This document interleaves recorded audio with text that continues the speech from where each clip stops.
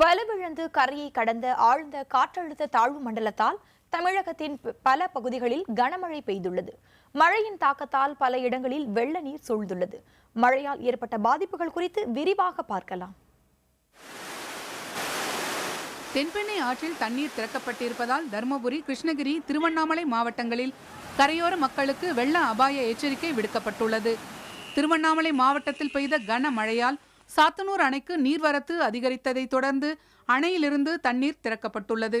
இதேபோன்று கிருஷ்ணகிரி மாவட்டம் KRP அணையிலிருந்து வெளியேற்றப்படும் நீரின் அளவு வினாடிக்கு 3401 கன அடியாக அதிகரிக்கப்பட்டுள்ளது.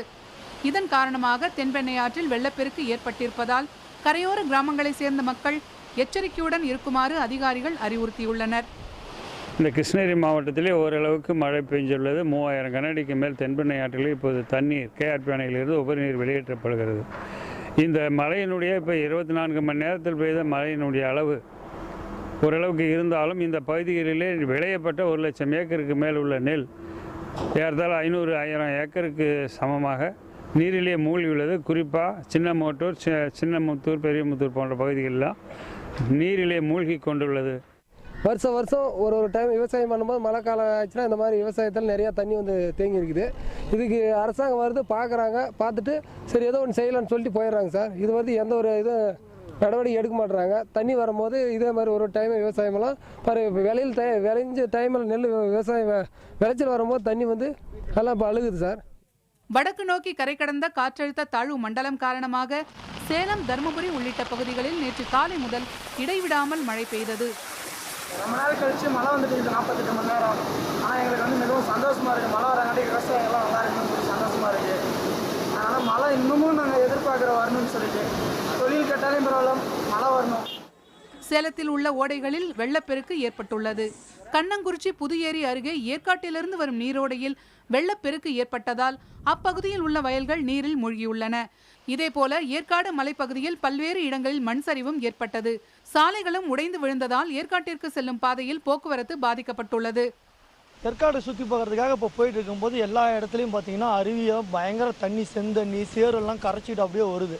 நிறையா இடத்துல பாறை, கல், 6வது பெண்டில் பார்த்தீங்கன்னா ஒரு 2-3 அளவுக்கு வந்து சேறு, குப்பை எல்லாம் பயங்கரமாக கொட்டி கிடக்குது. இதுமாரி ஏற்காட்டில் வந்து இது நாங்கள் பார்த்ததே இல்லை, இவ்வளோ நாட்டில் இல்லை. மழை பெஞ்சதுனால பாறைகள், மரம் வந்து 60 அடி டர்னிங்கில் பார்த்தீங்கன்னா மரம், கல்லாம் நிறையா விழுந்து கிடந்து சேரும் சகதியமாக இருக்குது. வண்டி போக்குவரத்து வந்து நடுவில் பஸ்ஸு நின்றுருக்கு, வேனு நின்றுருக்கு. சில பேர் ரிலேட்டிவ்ஸுங்கெலாம் வந்து 2 வீலர்ஸ்லாம் நிறுத்திட்டு நடந்தே போகிறாங்க, பாவம்.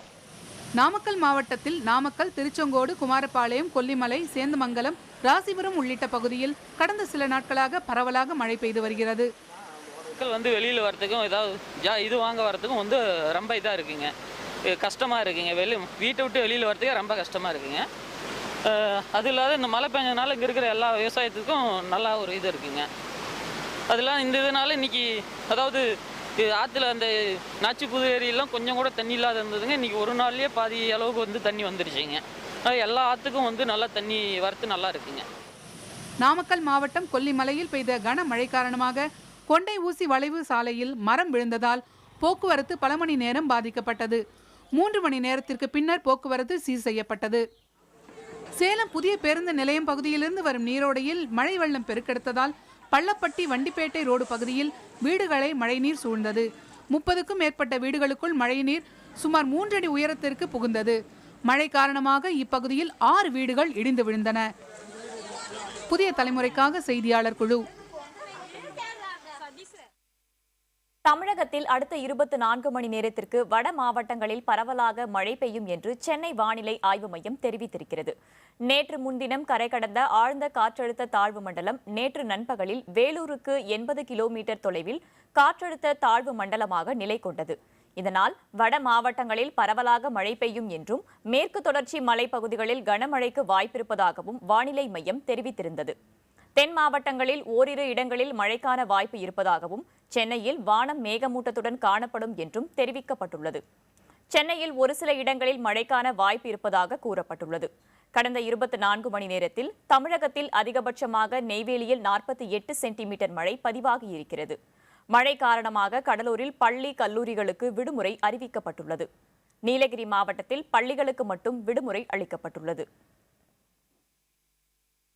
வாரம் 24 மணி நேரத்தை பொறுத்தவரை இந்த தாழ்வு மண்டலம் காரணமாக வட மாவட்டங்களில் பெரும்பாலான இடங்களிலும் தென் மாவட்டங்களில் ஒரு சில இடங்களிலும் நாம் மழை எதிர்பார்க்கலாம். வட மாவட்டங்களை பொறுத்தவரை ஓரிரு இடங்களில் கன மற்றும் மிக கனமழை இருக்கக்கூடும். குறிப்பாக இந்த மேற்கு தொடர்ச்சி மலை ஒட்டிய மலை பகுதிகள், இந்த கிழக்கு தொடர்ச்சி மலை ஒட்டிய பகுதிகள், இந்த பகுதிகளெலாம் மலை ஒட்டிய பகுதிகளெலாம் இந்த மழை எதிர்பார்க்கலாம். கன மற்றும் மிக கனமழையெல்லாம்